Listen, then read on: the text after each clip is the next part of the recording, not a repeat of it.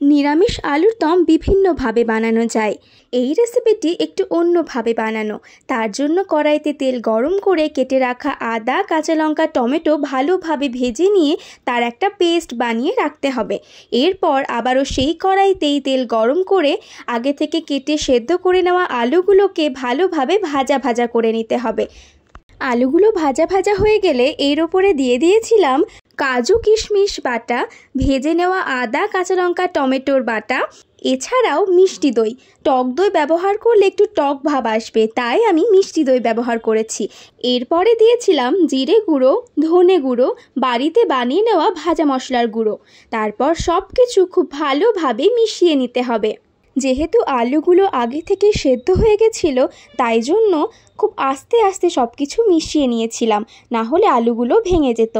এরপরে স্বাদ মতো নুন আর সামান্য হলুদ দিয়ে আবারও সব কিছু খুব ভালোভাবে মিশিয়ে নিতে হবে।